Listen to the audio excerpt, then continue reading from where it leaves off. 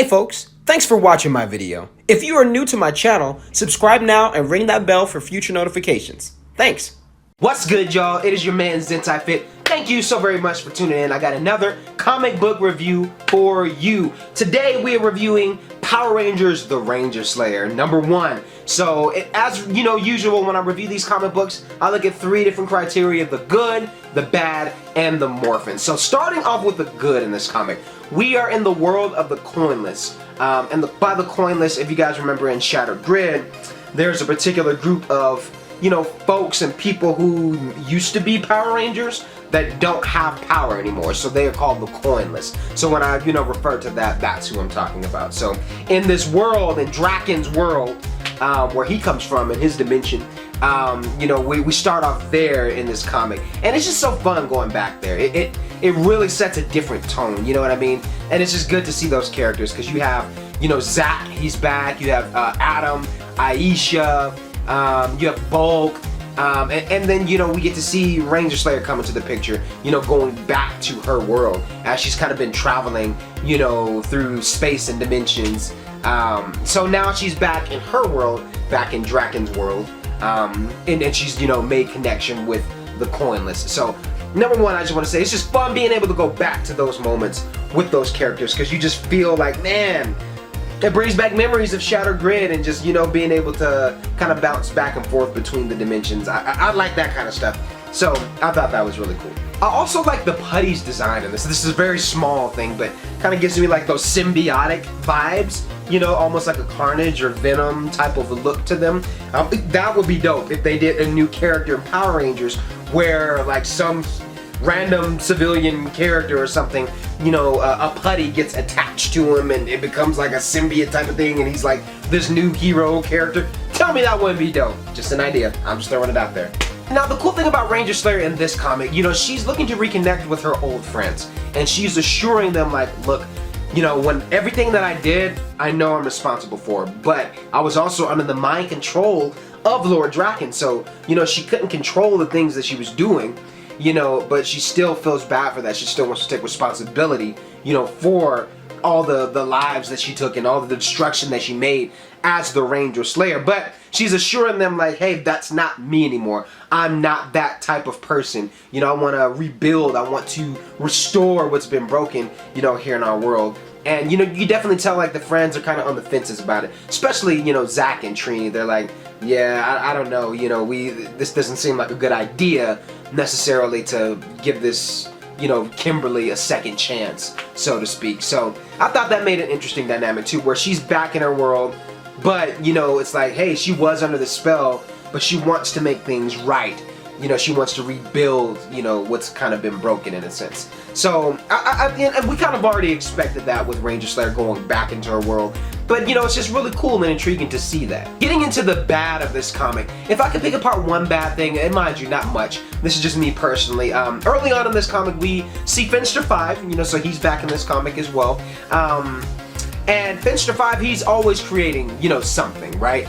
And in this comic early on, we see that he's creating some type of machinery or some type of creation, that's about to come about. And later in the comic, it's revealed that this creation that he was working on is like this Lord Zed mixed with the Dragon Zord and other characters and machinery, almost like a Frankensteinish type of thing. And it's interesting, and here's the thing, it fits for that world, because everything is so wonky, you know what I mean, in Draken's world. It fits for that, just like the Yellow Ranger using the Black Dragon armor. We see that in Battle for the Grid. So, like I said, in that world, it fits, you know what I mean? I don't have too much of a problem with that, because it's like, okay, in that world it fits, but at the same time, Lord Zed mixed with the Dragon Zord, like, is it necessary? I don't know. You know what I mean? Like, if I could pick apart one thing, that would be my thing that I would say is one thing that's bad within this comic. But that's just me. Some of you guys may actually really like it. Now, getting into the more phenomenal facts of this comic.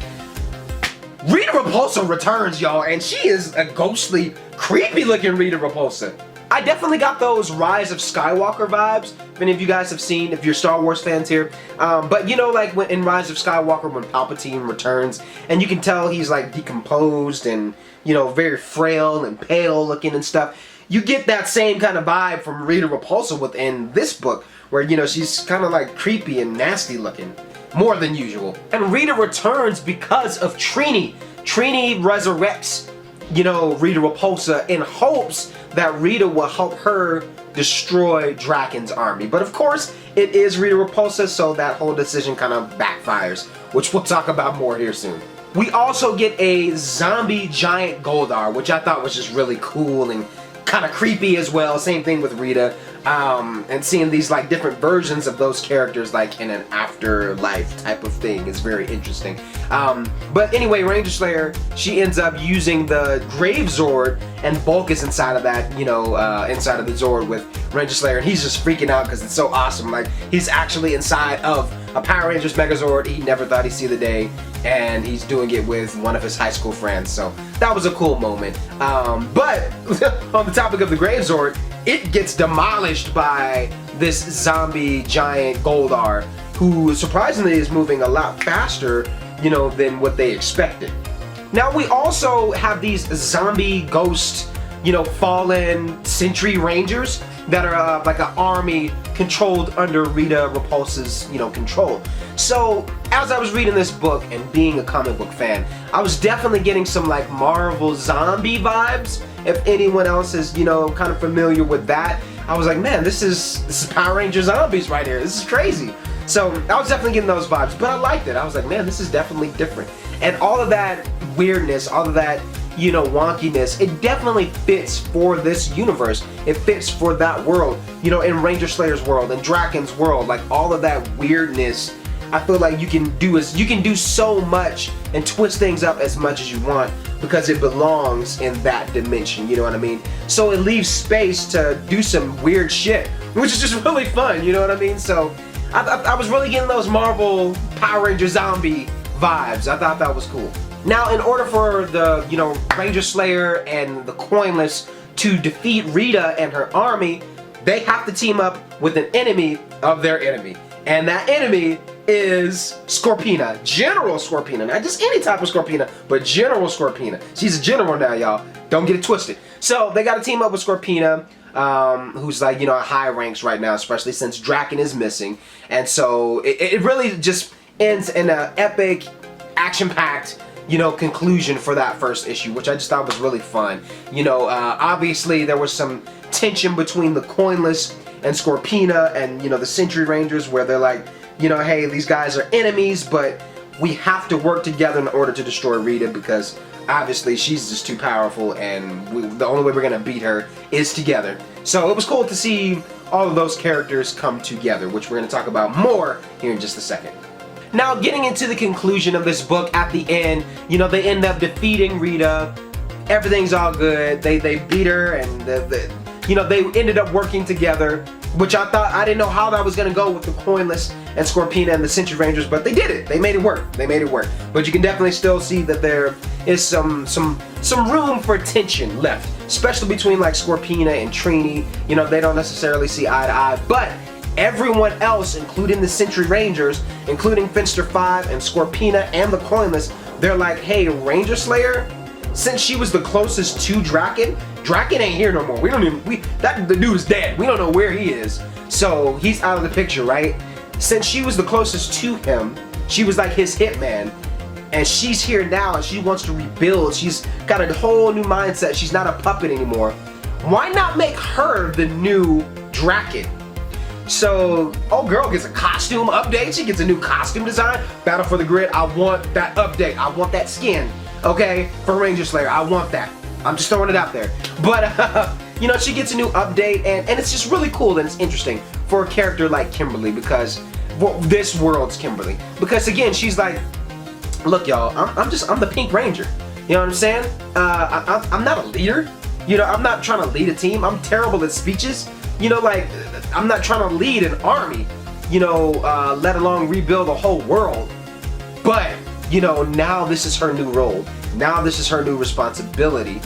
This is kind of her curse now being in this world. But, you know, again, it goes back to something, you know, Zordon said before early in these comics. I can't remember exactly what issue was, but, you know, a good team is filled with leaders ready to step in at any moment. And right now, this is Ranger Slayer's moment. This is Kimberly's moment. She is the leader of this team, of, you know, this story. And I find that really interesting to kind of see her grow into that role where we may have not seen that before in the TV show. So I think they're doing some great stuff with Ranger Slayer. I can't wait for the next issue. Now getting into my lightning rating, of course guys, I give this book a 5 out of 5. It showed up, it did its job, the artwork was dope, story was dope. Number one, Comixology, y'all be pissing me off. Dog, like, it gave me a notification saying that this comic was on its way last week. And what is, look, it's the 30th. Like, y'all are holding me, man. Quit tripping. Y'all gotta start sending me my stuff. It said that I was charged for it, and then it's not even on my Comixology account. What's up with that? Come on, man. Y'all playing. Quit playing. But anyway, I got the comic, and I'm glad I was able to read it. Glad I was able to review it and talk to y'all about it. I hope you guys like this review. If you are new to my channel, number one, make sure you guys like this video and comment. Tell me what was your favorite part about this comic if you read it, or, you know, if you're just getting all the information that you need, you know, from this review. What was your favorite part of my review? And if you're new to the channel, be sure to subscribe. I got videos coming out constantly, all the time. So make sure y'all subscribe, because I got videos coming out every week. That's it, y'all. Much love, and I will see you here for the next review. Peace.